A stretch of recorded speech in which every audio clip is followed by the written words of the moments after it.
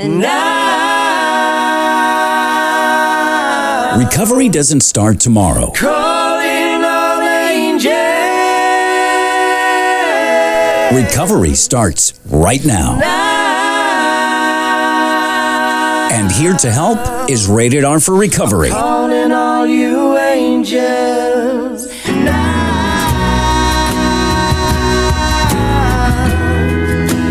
Calling all angels.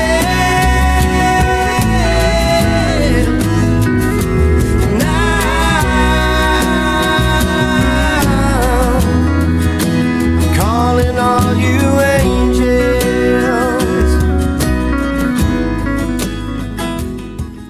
Hi, everybody. Welcome to another episode on the ongoing saga known as Rated R for Recovery.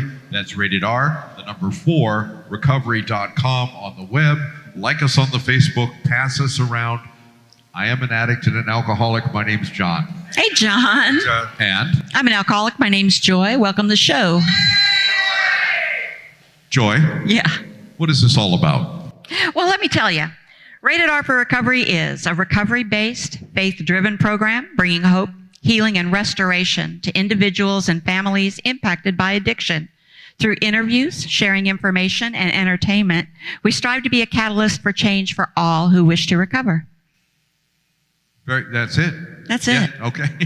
We want to thank our sponsors with JCI Solutions, The Next Step, Brian Edwards, attorney at law. God forbid anybody in this room's ever needed a criminal defense attorney. Shamrock Bail Bonds, same situation there. The Phoenix House, White Sands, let's see, CR, Grace Church, and our co-sponsor, or our what do you call it? Where the show is being brought Partners. to you by us and Kimmy's Recovery Zone, ladies That's right. and gentlemen. And Joy, Yes. we have a birthday in the house, or there will be tomorrow, but Whose birthday is it? we have Ryan. Where are you? We have to wait. He's not here yet. We have to do another different live birthday announcement. Can I say happy anniversary to my husband of 31 years? Art Vandelay. Very, very good. Yes, Art Vandelay is her husband. Ladies and gentlemen, there's a few fun events that you all need to know about. First of all, if you're listening at home or if you're here in the audience, do me a favor. Pull your cell phones out right now. Go to YouTube, look up Rated R for Recovery, hit like and subscribe. The more we have people following us, the more we can grow to God's good purpose. This is just a little nut of a show to provide hope and healing for those impacted by addiction, like Joy said. Also, coming up next month is Party in the Park, put on by Kimmy's Recovery Zone. Woo, woo, woo, woo! That is an all-day event at, I don't know how to say the name of that place. Do you know how to say it? What's it called? The Rolla, what? The Collaborator? Collaboratory? Collaboratory? Yeah, see, I don't get out much. Collaboratory? Okay, well, it used to be the library in Fort Myers on Jackson Street and MLK, correct? That spot right there. So this is an all-day event and everything recovery. And the exciting thing, Joy, you and I will be there. And when is it? When do I have to be there? September 20th. And is it outdoors? No, we'll be indoors. Okay, yay. All right. Thanks to our executive producer, Mark Santora, in the booth, we're having our first remote broadcast. We will be live, broadcasting live. From a different location. As if we've never moved before. Exactly. Yeah, okay. Exactly. Yes, and Nice. also, Oh, dear. I don't get out much, like I said before. Correction, everybody. It's September 13th at the Collaboratorium. Can we start this show over? September 13th, Party in the Park. Mark it on your calendar. And Rated R for Recovery will be there and broadcasting live. So also, if you're on the Facebook, well, we have a Facebook page. So like us and pass us around. The more we can let people know about what we do, the more impactful we can be with the message of hope. Subscribe on the YouTube. Subscribe, like and subscribe. I would, yes. Okay. So let's get into the show right now, ladies and gentlemen. This young man sitting next to me. Been sitting here for an hour. Here was a star of many motion pictures and television shows. No, just kidding. Everybody, welcome Jonathan to the show. Yeah. Thank you. Jonathan, where did you grow up? I'm from Lansing, Michigan. Okay, and when did the substance abuse type of thing? Wait a minute. Before we go into that type of family, My father and mother were clergy. My father was a pastor. We got and my another mother an PK. evangelist. Yes, ma'am. Yeah, that I am. okay, and so you were a preacher's kid, Definitely. grew up in the church. Yes, Then you took a wrong turn, didn't you, Jonathan? I did. Tell us about it. First I want to acknowledge my higher power as he stands and works in my life today, and to give a shout out to my boys, Eugenesis, Yeah. Orion, and Christian Osiris, my sons. But it started in, I grew up patterning my life and everything, my understanding of the God that was important to us at that time, Christ, if it's okay to say. Sure. Jesus Christ. And Remember, he said, deny me in front of people and I'll deny you in front of my Father. there you are. And so everything I learned about him, I learned through the pastor. And, I patterned myself after that. But there was a time when I had influences to come. A brother came out of Detroit. We were living in Lansing. And it was exciting. I knew nothing but church and school prior to his coming. He had shot a few people over there, and I was excited about Wow. the difference. I had a big brother where I was the oldest prior to. Yeah, and so it wasn't so much that you got a resentment, it was that outside influences came into being. Yeah, it was both actually. Okay. But the emphasis was on having somebody to identify with and look up to. I see. Yeah. Yeah. Okay. And- So tell us this journey, how this journey progressed from there. Well, that first joint, that first drink, having a big brother that everywhere he went, accolades were being given. We were all excited about what he represented to us. Straight gangster, no chaser, to make it simple. I knew nothing about that prior to. And so when the alcohol and the marijuana, which it was at that time, took hold, it was like, ooh, I found it. Yeah, right. I have arrived. I belong too. Well, it feels good. Okay. Yeah. Yeah. Okay. And how old were you now? What age were you at this time? At 13, I took my first drink and first joint. Okay. It's interesting that I can remember my first time I did my drug of choice, your first drink. But do you really remember the first time you took a bite of pizza? No, we don't. The first time you had lasagna or spaghetti or a pork chop? No. I don't. But we remember when we took our first hit or our first drug of choice, because that's how powerful this shit is. Sorry for the S word. Go ahead. Yeah, and so with that came a whole body of opportunity. The defiance, I grew up in a really strict Christian environment. My father was a military fighter, and one of those, you can't even eat sugar. Sugar make you soft. We couldn't eat sugar in any of the foods that most children. Well, so at 13, how did you get out of the house to get a drink in your body? I got kicked out. At 13? As a result of, it was the premise.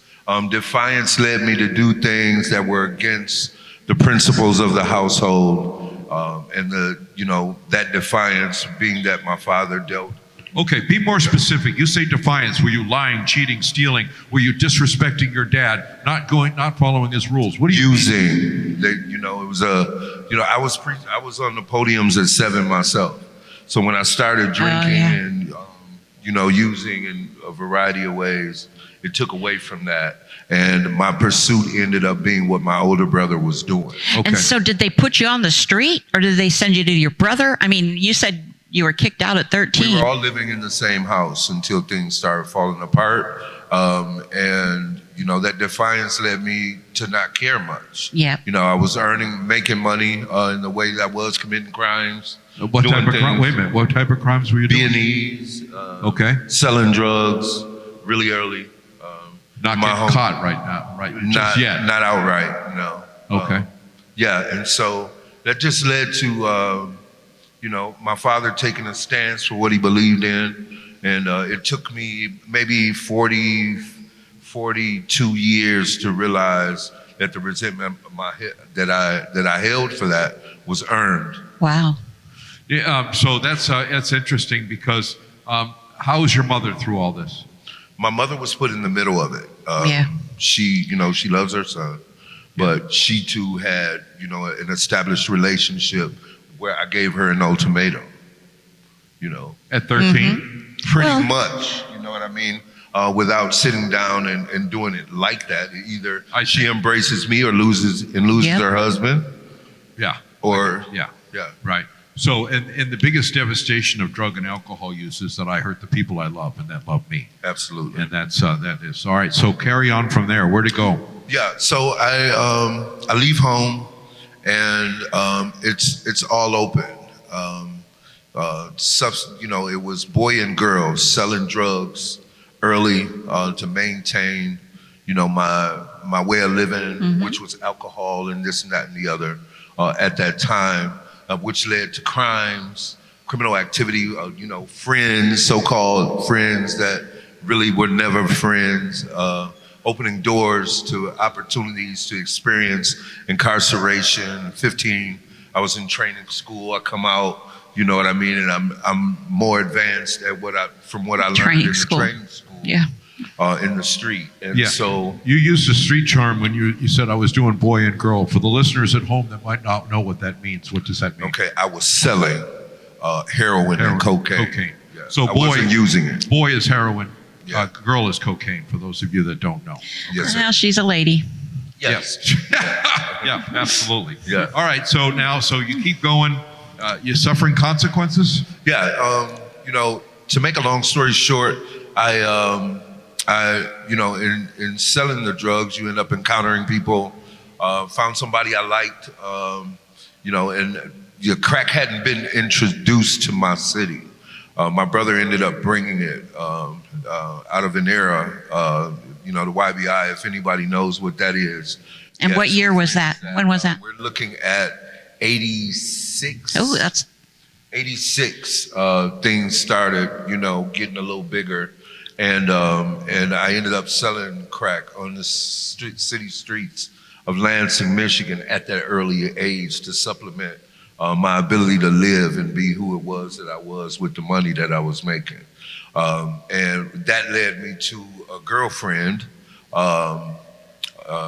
that I didn't know was using prior to meeting her, and my attraction to her opened the door to me going against all the rules that I had been given to maintain that lifestyle. Well, brother, you were going against the rules against when you started with your dad and that type of thing. So this is nothing new. So, okay. So, all right. So you get with this girl, and her drug of choice was? Cocaine, crack. Yeah. Yeah, her and her mother. And you didn't know she was using? I didn't know she was using. I had been with her for she moved to our hometown from Saginaw, Michigan. It was about 6 months before her and her mother introduced it to me in the way that it was introduced. Oh. Yeah. Okay, so her and her mother turned you on to the first hit? Yeah, a freebase or whatever it was at the time? That's it. Yeah. Really? Okay. So do you become addicted right away? Like me? It's funny that you asked that, because when we had stopped in a park, our mother pulls, paraphernalia out or whatever, goes through the rigmarole, lights the stem, the smoke swirls. Jonathan, you want to try this? No. Jonathan, you want to try this? My girlfriend in the front seat with her. Okay, well, whatever, right? And so she puts the pipe up to my mouth, gets the swirl to start. And soon as it starts, she takes it out of my mouth and starts putting everything away. I didn't realize what had happened at that moment, what the intent was behind it. But by the time we went 2 or 3 miles, I was asking for another hit. You think she did that on purpose? I know she did that. She did on that purpose. Yeah. That's messed up. Okay. All right. So how old are you now? You still? I'm 17. You're 17. Yeah. Okay. And so with the advent of crack cocaine in my life, all bets were off to anything moral. All bets were off to anything spiritual. All bets were off to anything relationship or anything else. My sole motivation was More. one more. Yeah, the next one. What were you and doing the preservation. What were you doing to? Because it's one thing to be slinging dope on the street and and smoking an occasional joint, drinking some with the fellas, but once you hit that pipe, Yeah, it was sex and cocaine. Yeah. Thank you. There was no more homeboys. There was no more, when you violate, a monkey can't sell bananas. Yeah. That's So a good one. First time I've ever heard that. I went from selling dope to selling pussy Yeah. and armed robbery Okay. as a lifestyle. Did you get caught? I did. All right. Tell us about it. Well, Tell us what happened. Okay. So there's a you're running whole girls. lot. You're running dope. You're doing armed robberies to feed your habit, and everything goes into the pipe, right? If you're like me. Pretty much. And, the outer shell. Yeah. Yeah. Yeah. Okay. So when's your first arrest? Well, my first arrest was at 15, but my first armed robbery or major crime getting caught for was at 20. And around January of 1992, I was apprehended for that. I did, ended up with 5 and a deuce, ended up doing 7 years, 9 months. But it set a tone for the rest of my tenure basically in that city. What happened in prison? I went back to my roots. You went back to the church? Yeah, if you wanted to find All right. me. Yeah. Well, But the thing is, I learned some things along the way that opened my eyes to my history and that kind of thing. I don't know if you want to Nice. go into that, but Well- I found a lot of variations of spirituality.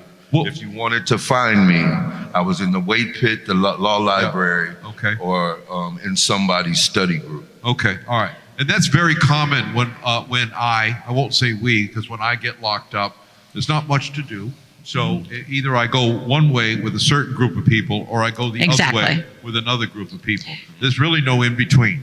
And would you agree? Well, that's a fact. But the same options that were available in the street were available in prison as well. Yeah, but ain't no fun in prison. For some it is. Yeah. Okay, never mind. Maybe it wasn't Yeah, mine. I'm here to tell you. Okay. Well, it is, and we don't talk about this. We're never coming back to society. Yeah, you're right. Yeah. You're right. Go ahead, Joy. I was just going to say we don't talk about this very often. These things, and it's amazing that it's coming out, and I'm glad to hear it. Did it change you? Absolutely. Was it when you got sober in prison? Like, did you stay sober when you got out? Absolutely not. Yeah. Yeah, absolutely not. See, this is the thing that we've delved pretty strongly in what happened, but the transition for me is like in transitional for all the treatments I've experienced, all the incarceration I've done. If jails and treatment centers were the true key to sobriety, people would be lined up to get in. Absolutely. True that. However, it does offer a reprieve for you to step back and to hopefully make some better decisions, because Absolutely. you sort of tried to do that. Yeah. But you're right. Alone, it won't do it. For me personally, I wasn't able to make the transition until I got into transitional housing, where I was able to live an acclimate lifestyle around people that, not all of which, around people that were doing the same thing. Yeah, exactly. I had no concept of how to live in society without being who I had been. All I had when I left the places that I was in. So when you was got the out of me prison, to did you be. go right back to the game? No, I lasted maybe 90 days, and there was another girl, lip tips and fingertips, offered an opportunity that sent me back to where my addiction was to sex and cocaine. Mine too. Thank you. Okay, Mine so too.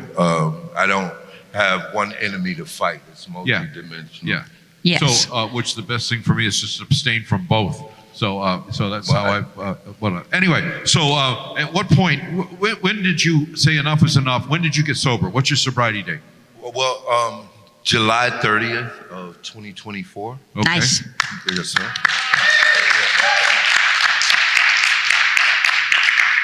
How many times do you feel that you tried?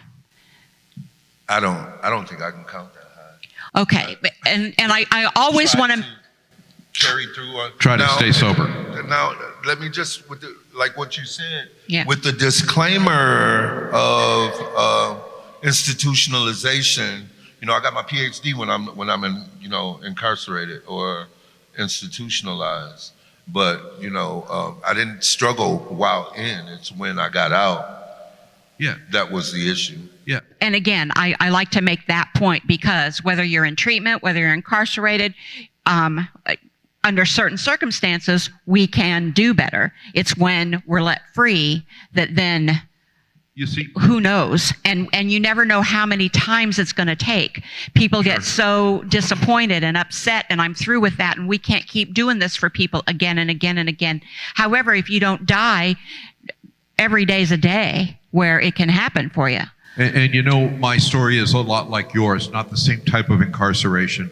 But when I'm under somebody's thumb, I'm okay. That's it. Whether it's drug court, whether I'm locked up, whatever it is, I'm okay. It's when I pack into the world that I tend to suffer. And for a little while, we're okay. But the first celebration, the first boring day, the first struggle. setback, we do what. Well, something that's interesting. If anybody out there has read the Big Book of Alcoholics Anonymous, the first personal story in there is called Dr. Bob's Nightmare, written by Dr. Bob Smith, the co-founder of AA.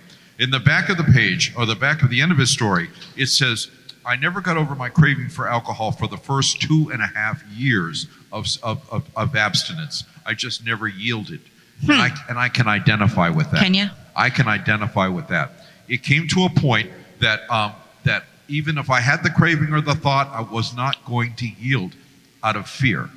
And I'll tell you what that fear is, because the last time I relapsed, it got so bad, I never want to go back to that place again. And I held on to that. And then my relationship with God, like my sponsor says, trust God, clean house, help others. And that's how I live my life today. So this turning point, was there something different that you can put your finger on whatever that date was? I forget what you said. July 30th. Yeah. 2024. Was there something different? Yeah, there was the path to it. And as you mentioned, Dr. Bob, one of the things I noticed at 6 months, he was out helping people who were similarly situated. That disposition for me, getting out of myself as though I'm the center of the universe, that my problems are the only problems to exist, that, everything and everybody needs to feed my ego and my, what have you. I got to a point where I connected with a higher power enough to where I went 9.5 months without any intimacy. I knew that was a chief part of my issue. Yeah, me too. And so 9.5, I was shooting at the year, but I'm still a man. Shooting at the year. I was All right. working on the year that by way of suggestion. And I take sponsors personally as though they are representatives of my higher power. I have to. Nice. Yeah. So I think they are. Yeah, and so I submit and surrender daily. Opening myself up to, this is the maintenance. This is the only way it's been possible for me. I'm not looking for accolades or pats on the back, but being 10 toes down in my spiritual foundation. All right. So in lieu, and I'm sorry because I'd like to hear the whole in-depth story, and we'll do that at a later time. But for the sake of time, what's life like today? Man, opportunities like this, right and left. When I take away the victim stance, when I take away the hurt, the shame, the guilt that I'm the one who carries, when I release my attachment to the things that I've done wrong and the people I've harmed and the way I was yesterday, I'm mindful enough to see the gift in the moment. That breath I just took, I didn't earn it. I'm able to see the gift in the people I encounter. I don't see faces, I see energy. Was your father able to see you sober? Yes, man, it was the most beautiful thing I've experienced. Yeah. One of which in my life. Yes, sir. I'm going to cry now. So. Yeah. And so I seize the opportunity I pray to be a field of his expression. I'm not doing it in the traditional sense, but the spirit of the Most High is needed in the valleys, in the prisons, in That's the right. jails, at Rated R for Recovery, just as well as he is on the podiums. And church, because church is not a building. Yeah. Masjid, it's but a building. Yes, You ever heard of a program called Kairos Ministries? Did you get that when you were in prison? I didn't. Okay. Well, we'll talk about that after the show. You'd be a perfect candidate for that. For those of you that don't know, Kairos is for inside, is to go into the prisons and spend a weekend with the inmates, talking about recovery and life skills and all sorts of things. For those of us that have been incarcerated, Kairos outside is to take care of the families of the incarcerated.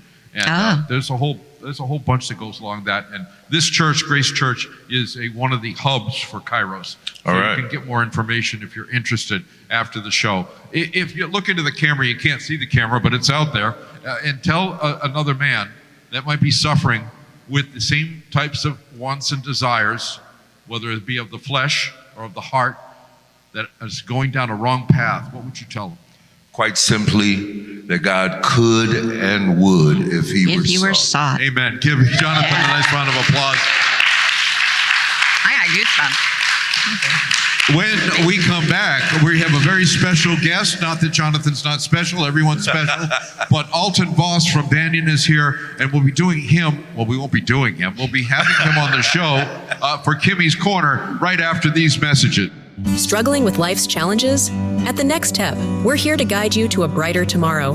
Whether it's counseling, recovery support, or simply finding hope, we provide the tools and community to help you rise. Take the first step toward healing today. Visit thenextstep.org and discover how we can support your journey to wellness. Remember, every step forward is a step toward a better you. The Next Step, your path to hope, starts here. With offices in Fort Myers and Naples, 844-639-8371. Have you been charged with a crime? You could face serious penalties for conviction, and it is vitally important that you have skilled legal assistance on your side during this time. Call Brian L. Edwards, Esquire, Attorney at Law today. 888-512-6254. Results matter. With a track record of success, our methods are tried and true. Mistakes happen, but we can help. Brian L. Edwards, Esquire, Attorney at Law. Visit FortMyersCriminalLawFirm.com or call 888-512-6254. Feeling trapped in addiction? White Sands Treatment Center offers more than just detox. We build lasting recovery. With 3 inpatient and 18 outpatient locations located throughout Florida, we offer services from medically supervised detox to inpatient, outpatient, and sober living programs. Our services include individual therapy, family therapy, life skills, and small group sizes.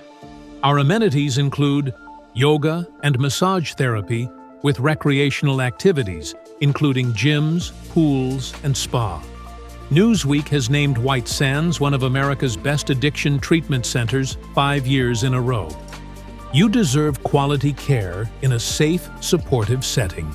Call White Sands Helpline at 833-423-2338 or visit whitesandstreatment.com and start your recovery journey today.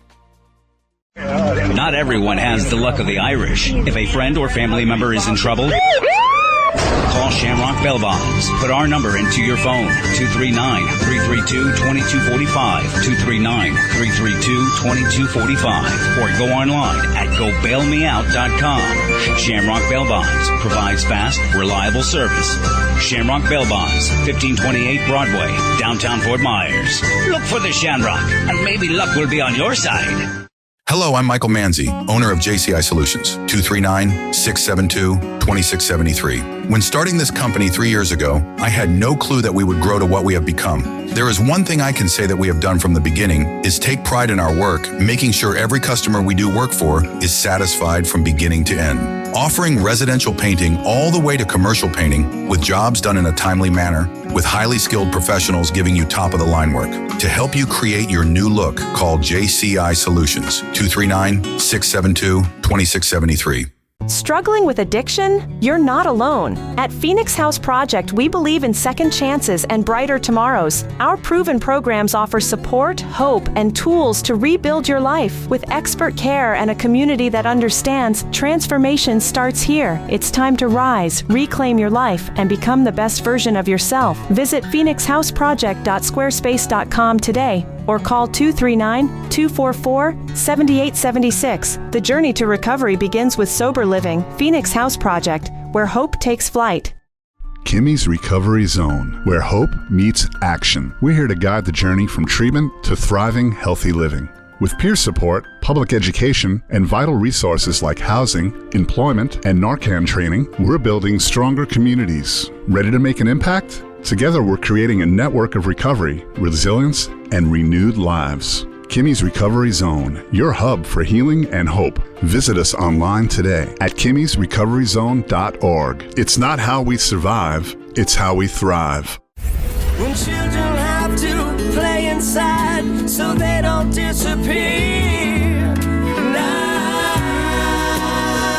Welcome back to Rated R for Recovery. Calling all angels. Welcome back to Welcome. Rated R for Recovery at ratedrforrecovery.com. We want to recognize Ryan. Ryan, where are you? Just, Ryan? yeah, you're good. You're hot. Ryan's birthday is tomorrow. Ryan, would you stand up? Ryan, stand up, Ryan. Ryan. It's your birthday. Is he here? Okay, that didn't go well. Did it? All right. He's still not here?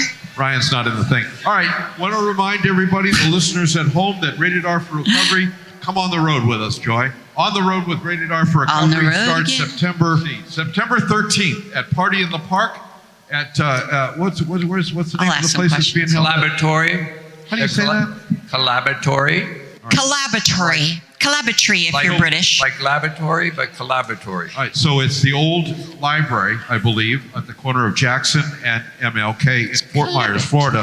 That's for those of you listening. We also want to say hi to listeners that are all over the world listening to us, especially, let's say hi to, let's see, who's listening right now? I've got somebody, Jim L. is listening from Toronto, Canada. Hey, Jim. Hi, Jim. Very good. Thank you, Jim. So that's good. So, ladies and gentlemen, Happy birthday, Ryan. let's see, what else do we got? All right. So let's give a nice round of applause to Alton Voss, ladies and gentlemen. And I was told I might have said some things that might have made Alton feel a little uncomfortable. That was not my intention. He's got a bromance going. Well, his name, it's Alton. Alton? Yes, please clap for that. Thank you very It's a much. smattering of applause over here. All right, Alton, or Alton, whatever you Alton, want. like the chef. Call him late for dinner, ladies and gentlemen. So I'm going to turn the mic over to, first of all, we haven't introduced this young man, who is our co-host on this segment of the show called Kimmy's Corner. And this is Al Kenkel, founder of Kimmy's Recovery Zone. That's the CEO. All right. So, yeah. Take it away, Al. Thank you, John. Really appreciate that. And, I got to interrupt for 1 second. I'm sorry. Absolutely. Anybody that does not have a raffle ticket, raise your hand and somebody will come and give you a raffle ticket, because the third segment of the show today is all about Eileen and her raffle. And that's what we'll be doing after the next break. Go ahead, Al. Okay, so we're with Alton tonight, and he has a tremendous background in this field that we're all involved in, and that's the recovery field. And I'd like you to just start off and tell us a little bit about yourself and what brought you to get involved with what we do. You know, help other people. Tell us a little story about that. It's a loaded question, not a simple answer. We got a half an hour. Okay, yeah. Perfect. So the Michigan connection with our guy, I was born in Pontiac, Michigan, but I spent most of my life in Florida. Unfortunately, I grew up in a very broken home. Dysfunction was our normal. Both my parents struggled with alcoholism, and I love them dearly, so I'm not going to talk bad on them, but we had some struggles in our family. I was fortunate enough to, I'd say, have some God-given ability and some talents. And so at a young age, I started playing sports. Around 5 years old, picked up baseball. And then over the years, it was basketball, football. And I excelled pretty quickly. And it was about 9 years old. I had this dream that I was going to play in the NFL one day. Wow. Nice dream. Yeah, big dream. And when I look back at my life, I made a lot of good decisions. I had laser focus mostly through middle school. I started picking up weed a little bit. But when I got to high school, I knew what I wanted, and I had to get a college scholarship so I can be one step closer to the NFL. And so I busted my ass in high school. I made all the right decisions. I went to all the camps. I played at the crappiest school in Pasco County. And going into my senior season, I was a 26th best quarterback in the entire country. Wow, nice. Fantastic. Give me a round of applause for that. And then I committed to USF, and then I just had to wait for graduation of high school, and just one Friday night hanging with my buddies, my buddy introduced me to a Roxy. Oh, yeah. And again, it was a fun thing. It was an innocent thing, and I trusted my best friend, and I thought everything would be fine, and everything was mostly fine in the beginning. But when I went from high school to college and went off to USF, I went from being the guy to a guy. Yeah. And let me ask you very briefly about the friend. Did the friend then have an issue also, or was he able to just have fun and put it aside and go on? No, it actually started for him was he had an injury playing baseball. And so he was introduced to prescription pills. And then, I really struggled with that transition of my redshirt year at USF. And I just noticed that I would do everything right Monday through Friday, but the weekends I would go back to my hometown and have some weekend fun. And I started just slowly falling into a depression. And then it took about a year for just my thinking not to be clear. And called a meeting with my head coach, and I quit and gave up my full ride. And 19 years old, I seeked out a pain management clinic in Tampa, and they loaded me up with about 360 pills a month. And so I did that routine, seeing my doctor every 28 days for the next 4 years. Was that how you also made your living? Yes. Yeah, it was actually, it was great because I really didn't need anybody. I didn't need to ask my parents for anything, money. I didn't need their approval. Like I was high and enjoying life. Yeah. And it's like, so for the high, so you're all alone, you have your own money, you make your own decisions, you don't listen to anybody anymore. And even though it causes depression and you're not going to reach your goals. Yeah. And it was fun in the beginning. I really enjoyed it. It was cool in the beginning, probably for the first year. First week. Yeah, first week. First week is a lot of fun. Yeah. Then after that, but after your friend, who always wants to have a friend to do something with a friend, that brings us down those roads, it happens all the time. But the story that you're telling tonight, just like the story we heard earlier, and all the stories in this room, they're devastating to our lives. And then all of a sudden, you moved away from that, and you became director of Banyan. Mm-hmm. Tell me a little bit about your day-to-day operation and what you do there to change the lives of people that have stories like yourself, because that's what you're doing. You're out there every day. You're trying to get people on the right track so that they can live the life that you're now living. And can I ask, was moving into what you do now, was that also a dream when you got sober to do, or did you fall into it and find that it meant something to you? No, great questions. Kind of just tell the rest of that story. In the 4 years, I had numerous failed attempts trying to get my life in order. Eventually went off to treatment. I went to a 2-year program, successfully completed that at the age of 24, went back to school, go back to play football, and graduated when I was 28, and I played football in Germany for a year. And then when I came back to the United States, I moved back to Florida, and I was working for a software company. And the one thing I did that year was I came up with a goal to go to church because I wanted to really work on my faith. And for me, it was a simple goal of just going to church 12 times that year, once a month.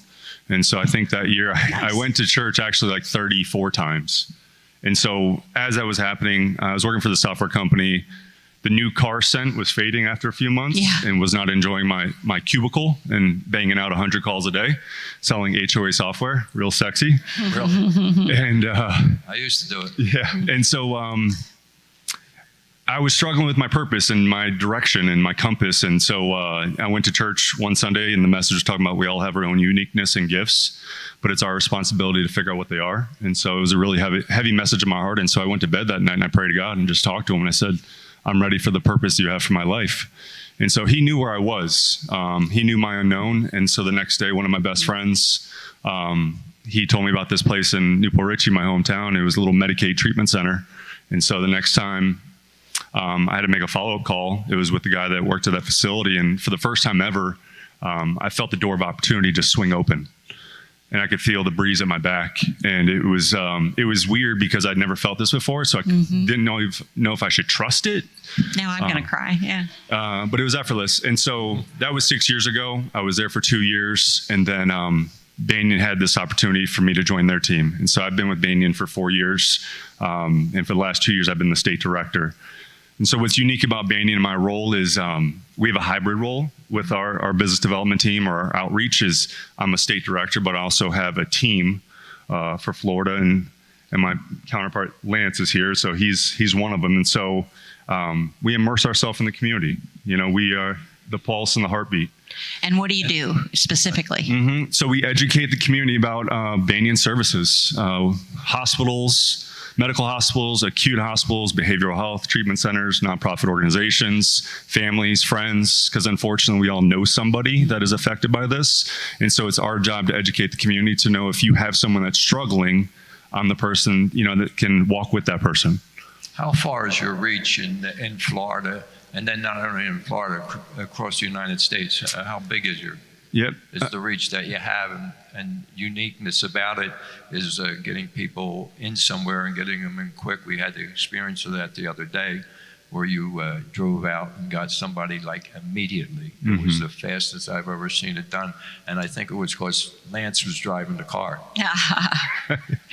Go ahead. So Banyan has a pretty big footprint, especially in Florida. We have 5 programs, about to open up our 6th here in Tampa. We have a full continuum of care, but on a larger scale, we have 18 programs throughout the country. So with Florida, we treat mental health and substance use. We believe in a full continuum, so we can give that person the longest length of stay to really set them up for long-term success. And you know, what makes us unique is that, you know, our leadership cares about, you know, the need. And we have the general tracks, but we also have other specialty programs, faith and recovery, military and veterans, first responders and medical professionals. And so every program is a little bit different depending on the site. And so specifically for veterans and for first responders, what would you, is it because I'm having some issues and I'm a first responder and I reach out to you for, like, what happens? Yeah, so with our first responders and the medical professionals, a lot of it's, you know, it's more mental health. You know, there is some substance use, but the day-to-day job of, you know, the extremes, it becomes taxing and it wears on them. And that's it's a tough population to kind of crack, if you will. But we've designed this program. It's in the Northeast of the United States. It's a 16-bed program. It's led by veterans and first responders and the frontline workers. And it's a beautiful team of 6 that have been together for like 11 years. But yeah, we figured out what the need was and we meet it, which I'm super grateful for, that we have leadership that cares like that. How many beds do you have? Heads and beds. I don't like that one, but yeah. Okay. No. In total, with 18 programs, we have 1,100 beds. 1,100 beds. Yeah. It's a big reach, 1,100 beds. And then what are some of the service and some of the programs? Now, we talk about, like I say, 10 years ago, 15 years ago, 20 years ago, whatever it was, we never talked about mental health and substance use disorder. And, you know, I was on the board with the hospital, and we had to go through all that and make decisions whether we combine those two. And we decided when we did our RCO that we were going to do mental health and substance use disorder. They're married together. I know when I had my problems, I had a mental health disorder at 12, 13 years old, you know. So how uniquely are you taking care of those two things, dual diagnosed and mental health and substance use disorder? Yeah, so I would say that's you know, one of the factors kind of separates us from other treatment centers is that we understand that there's a real need, and sometimes they are co-occurring, but other times that they're separate. And so we have these general tracks for the primary diagnosis, whether it's primary substance or primary mental health, and even co-occurring. So we put the client in the appropriate setting wrap around the right type of care of clinician and therapist and psychiatrist and the peer support through the recovery services that we have. So yeah, we realize what the need is, and then I think the beautiful thing is the continuation. We have this telehealth program that we've really built out, where we keep the theme of mental health and substance use. We have faith and recovery. We have gender specific for male and female. That's more trauma informed. So yeah, and then we provide all the modalities to meet those needs. So telehealth, tell me how that works. What's that after they leave? You put them in a program to suit their needs, so they don't have to be there and come there. They can all do telehealth. Yeah, so there's a few different ways. Obviously, we meet where the clinical medical need is. So if it's the highest level, if it's detox, then we do that. And let's say they start a detox and go through residential and then PHP with housing, but now it's time to come home. We offer telehealth. We're proponents of in-person, but sometimes there's some real barriers that we face in our communities. And so it's a beautiful schedule. There's day and evening flexibility. It's the minimum is 3 days. If you want to do 4 days of group, you could do that. We provide med management. So we really want to remove all the barriers to make it easy for this person to integrate themselves back into society. Okay, so RAP and I Thrive and things like that, or you do those kind of programs or no? No. We do at Heidi's place. Heidi brought those 2 programs in, and they're great. Yeah, we'll let you steal. Yeah. You can steal. We'll use them together. Okay, there you go. I like that. Yeah, what do I use that word steal for? Yeah, I don't know, but you're going to have to explain them. Rap and what? Yeah. Serious. Yeah. Well, we will. Okay. But Good not to know. now. I'm limited with time. John's given me the number already. Okay, what inspires you the most? You did tell us a little bit about your story, but I think everybody that works doing what we do, or just as a friend to somebody that's struggling a little bit, they do it from their heart and their soul. I don't think we can do what we do, what you do, what Lance does, Heidi does. We're all Mark's back there doing what he does. We're all doing it to help each other. It's really kind of unique what's going on in the world today, in our world anyway, because we're helping each other, and it's a good example for the whole world to witness what we do for people in recovery, and especially people like yourself. Amen. And we don't do it for the money. So No, there's no money in it. Forget it. Yeah, I would say, for me, it's twofold. And I'll start with myself, because I didn't like myself. I didn't like the person I saw in the mirror. And so when I look back at my 14 years of recovery that I have since the last time I used, I kind of inspired myself a little bit. In the beginning, I was really passionate about that. But now that I've been working in this space, and the more I interact with organizations like this, or I'd say the biggest thing is the connection with the person that's struggling, but especially the families. Watching, because I know what transformation looks like in my life, being able to see that in someone else's life, or watch the ripple effect throughout their family.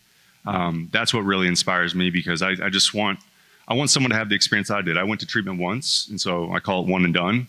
I want to be able to give that to the next person. So I do my best to pour in and give them everything I have. And so it's really the connection with the loved one and the families that are positively affected by this.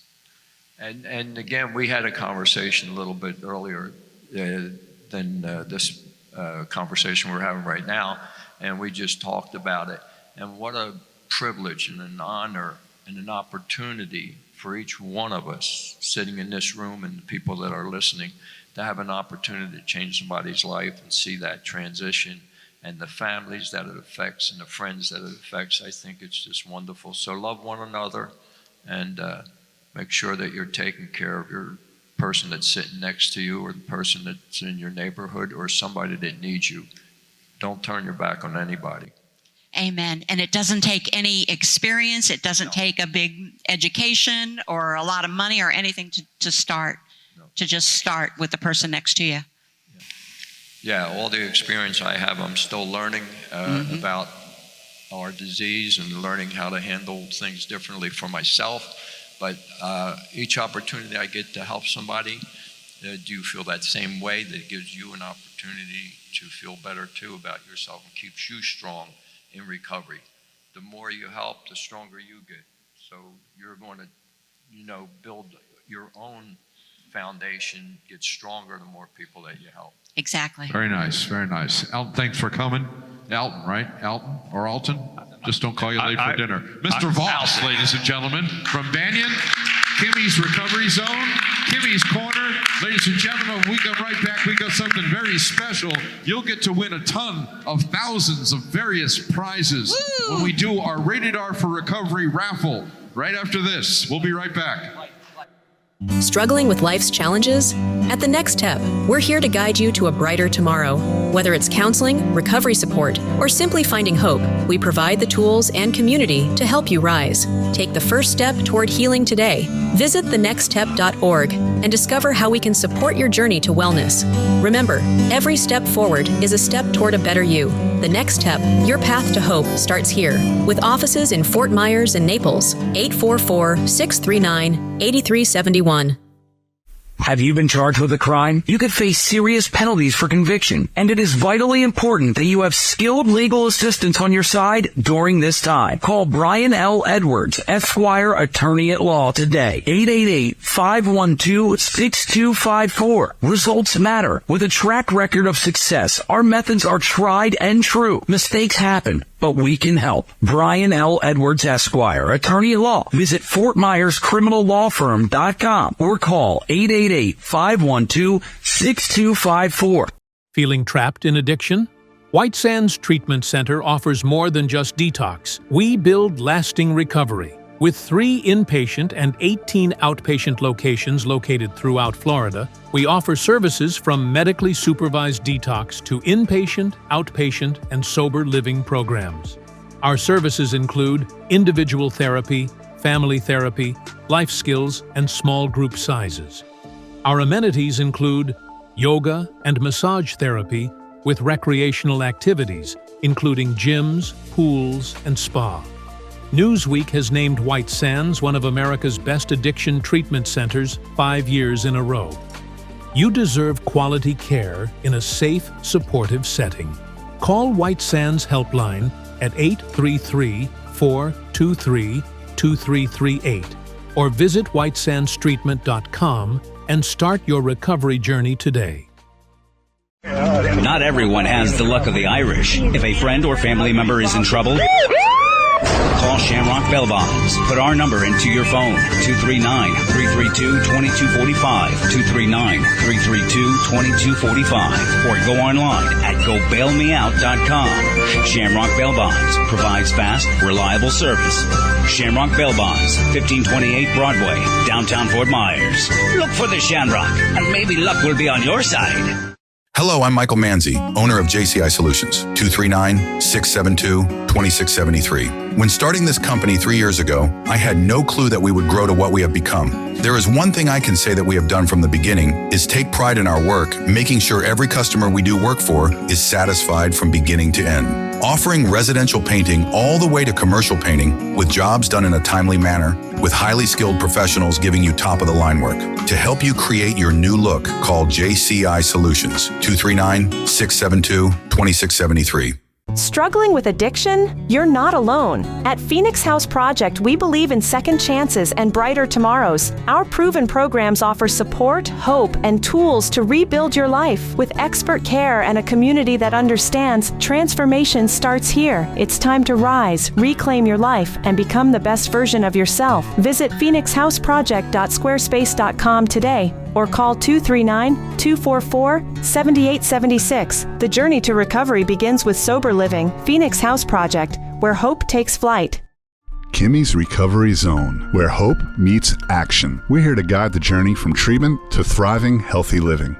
With peer support, public education, and vital resources like housing, employment, and Narcan training, we're building stronger communities. Ready to make an impact? Together, we're creating a network of recovery, resilience, and renewed lives. Kimmy's Recovery Zone, your hub for healing and hope. Visit us online today at kimmysrecoveryzone.org. It's not how we survive, it's how we thrive.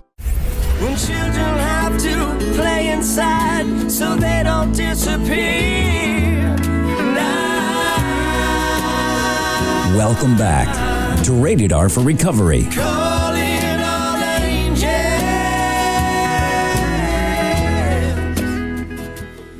Welcome back, everybody, to Rated R for Recovery. That's Rated R, the number 4, recovery.com. As Al just reminded me, we need to have you guys go, if you have your phones and haven't already done it, take your phone out, go to YouTube, type in Rated R for Recovery, then like and subscribe.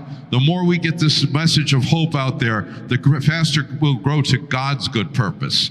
And that's the whole thing. So we want to try to make this a national show at some time, and we'll start right here in Fort Myers, Florida. So we want to thank Alton Voss from Banyan. We want to thank Jonathan and his impactful story.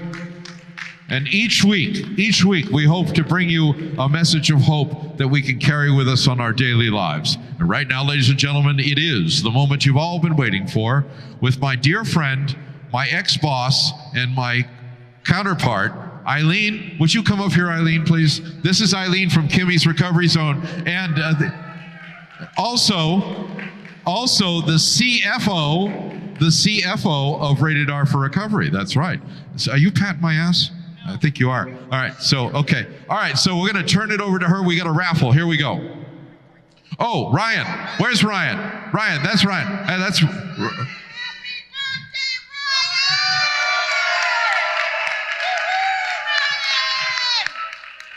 Very good. Very good. Just remember, like, subscribe, happy birthday, Ryan. In that order. Like, subscribe, happy birthday, Ryan.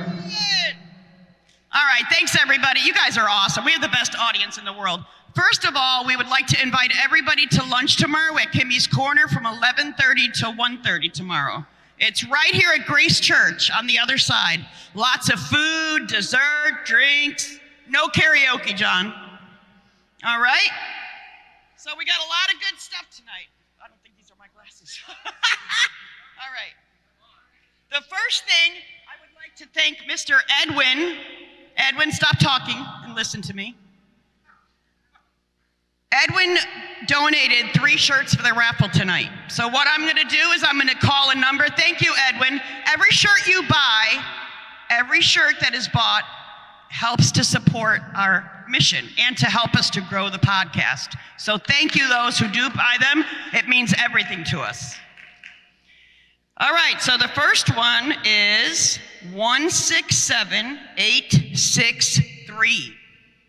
Hey! Aren't you glad you didn't buy one last week, girl? So Carrie, you're gonna go see Devron. I love you very much. You're gonna see Devron over there and he's gonna give you a shirt. All right. Yeah, we got to get a picture, Edwin. Pick another one there, my lovely assistant. 167878. Who is it? Who is the lucky one? Whoa, another lady with a shirt. All right. Congratulations. Go right over there and see Devron and he'll give you a shirt, hon. All right. The last one. Yep.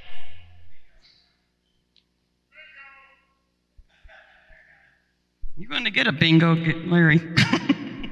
All right, 167867.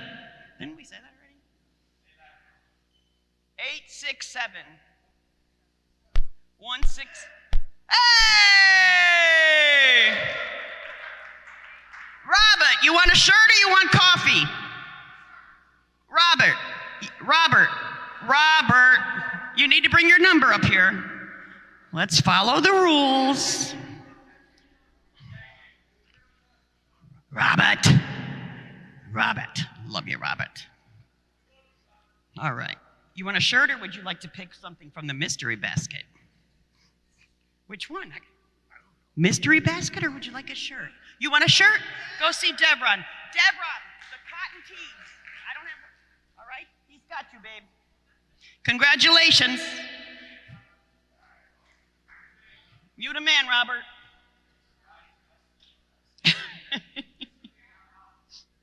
All right, next we have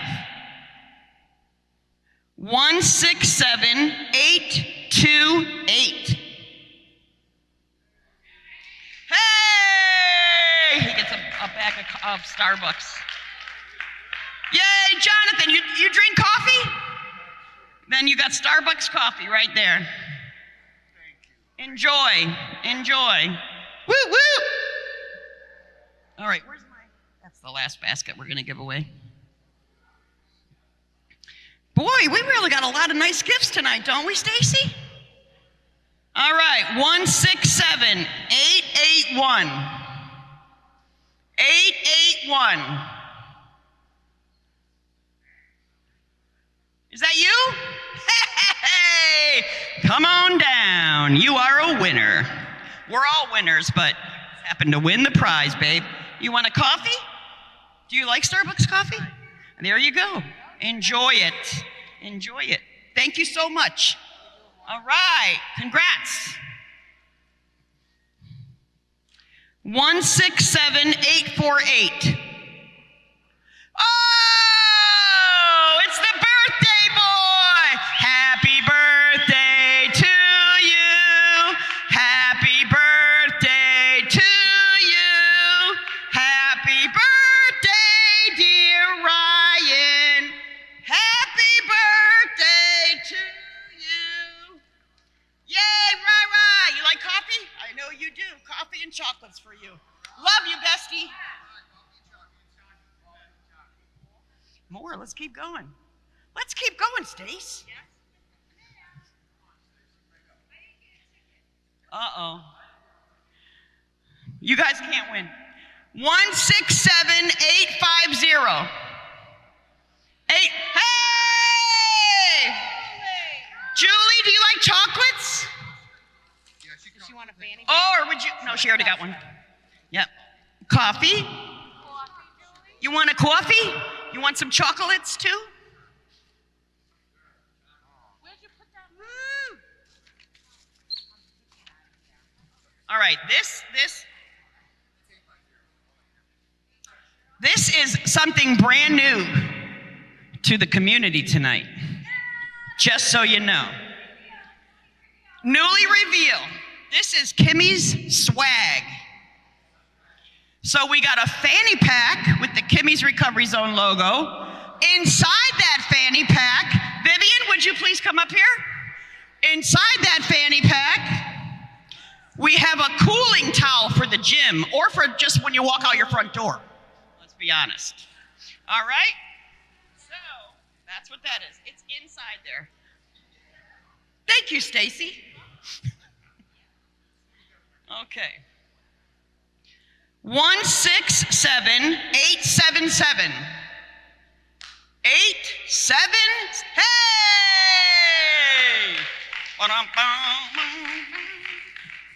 And it is adjustable. Would you like a coffee? No, we're out of coffee. You got this? There you go. You already got a fanny pack. It's in your bag. But you got a cooling towel. Keep the cooling towel. Raffle it back off? No. Boy, we got a lot of good stuff tonight, Stacy. What? 167853. 853. Going once. Shall we move on to the next person? Let's do it. 865 is the last three. 865. Are y'all looking at your tickets? All right, come on up. We got two people that say they got it. 865 is you. Thank you. She can have the fanny pack with the cooling towel, or you can have some chocolates and sunglasses. These are also new to the area. You will be the only person wearing them in this gym, or at the gym, or in church. Love you. New to the area. My pants are falling down. 837. 837. Hey!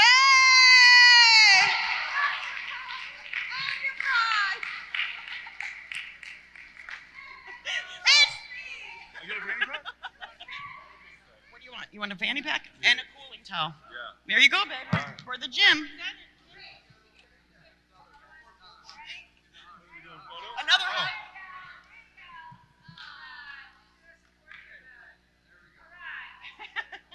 All right. All right. Now the next thing we have.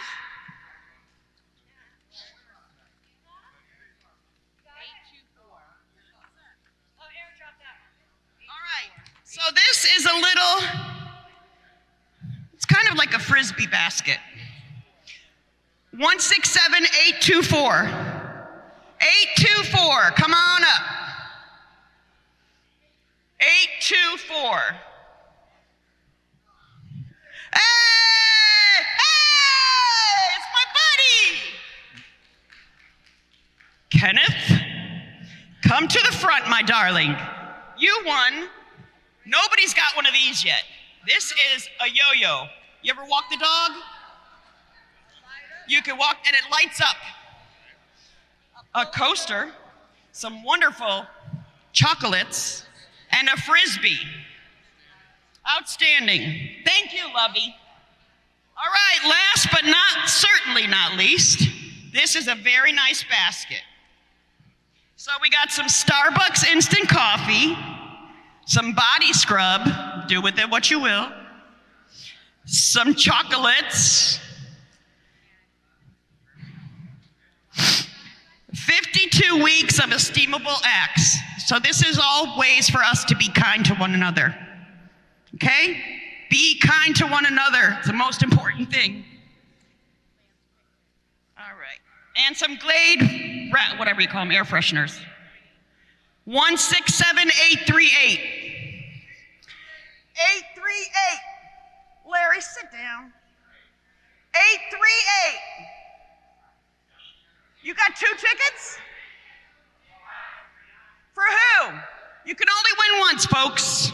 Pick another one. 860.